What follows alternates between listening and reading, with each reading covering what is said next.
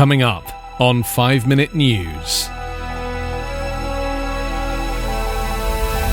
CDC orders US transportation mask mandate as COVID-19 rages. Racial disparity seen in US vaccination drive. And Brussels admits Irish blunder over vaccine exports. It's Sunday, January 31. I'm Anthony Davis. The US Centers for Disease Control and Prevention issued a sweeping order late on Friday requiring the use of face masks on nearly all forms of public transportation on Monday as the country continues to report thousands of daily COVID-19 deaths. The order, which takes effect at 11:59 p.m. Eastern Standard Time on Monday, requires face masks to be worn by all travellers on aeroplanes, ships, trains, subways, buses, taxis and ride-shares, and air transportation hubs like airports, bus or ferry terminals, train and subway stations, and seaports. On January 21st, President Joe Biden ordered government agencies to immediately take action to require masks. Under Donald Trump, who was president until January 20th, a CDC push to mandate masks in transit was blocked, and the agency instead only issued strong recommendations for mask use. Trump also rejected efforts by Congress to mandate mask usage. While airlines and most transit modes already require masks, the CDC order will make not wearing a mask a violation of federal law that could make it easier for flight attendants and others to enforce. A U.S. airline group told Biden this month that carriers had to bar thousands of passengers from future flights for failing to comply with airline mask policies. The CDC order says airlines and other operators must, at the earliest safe opportunity, disembark any passenger who refuses to comply.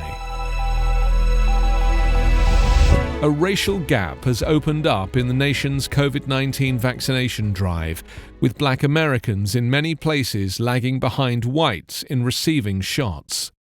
An early look at the 17 states and 2 cities that have released racial breakdowns through January 25th found that black people in all places are getting inoculated at levels below their share of the general population, in some cases significantly below. That is true even though they constitute an oversized percentage of the nation's healthcare workers, who were put at the front of the line for shots when the campaign began in mid-December. In North Carolina, black people make up 22% of the population and 26% of the healthcare workforce, but only 11% of the vaccine recipients so far. White people, a category in which the state includes both Hispanic and non-Hispanic whites, are 68% of the population and 82% of those vaccinated. The gap is deeply troubling to some, given that the coronavirus has taken a disproportionate toll in severe sickness and death on black people in the US, where the scourge has killed over 430,000 Americans. Black, Hispanic, and Native American people are dying from COVID-19 at almost 3 times the rate of white people, according to the CDC. Experts say several factors could be driving the emerging disparity, including a deep distrust of the medical establishment among black Americans because of a history of discriminatory treatment, inadequate access to the vaccine in black neighborhoods, and a digital divide that can make it difficult to get crucial information.